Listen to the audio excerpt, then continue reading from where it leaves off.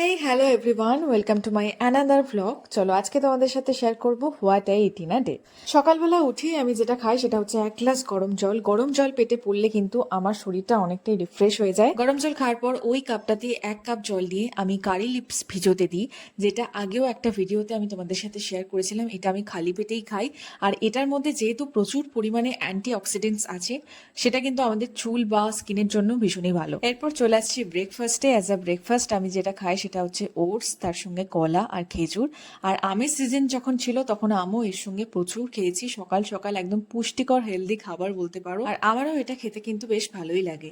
এরপর লাঞ্চ থালিতে ছিল হচ্ছে সাদা ভাত, তার সঙ্গে লেবু, ওল ভাতে চচ্চড়ি, পোস্ত ভাজা, পেঁপের প্লাস্টিক চাটনি আর সবজিটা। আর যেহেতু ভিডিওটা ছিল আগে শনিবারের, শনিবার আমি নিরামিষ খাই, তাই আজকে আমি যা কিছুই খাবো সবকিছু তোমরা নিরামিষই দেখতে পাবে। সেদিন লাঞ্চটা কমপ্লিট করে আমি টানা 2 ঘন্টা ঘুমিয়েছিলাম। তারপর সন্ধ্যেবেলা উঠে দেখি চলে এসেছে গরম গরম রোস্টেড মাখানা। এটা কিন্তু আমার ভীষণ ফেভারিট। যদি তোমরা অয়েলি ফুড খেতে না পছন্দ করো বা ডায়েট করো, অ্যাট দ্য সেম টাইম তোমাদের কিছু ক্রাঞ্চি স্ন্যাক্স খেতে ইচ্ছা করছে, দেন মাখানো will be the best evening snacks.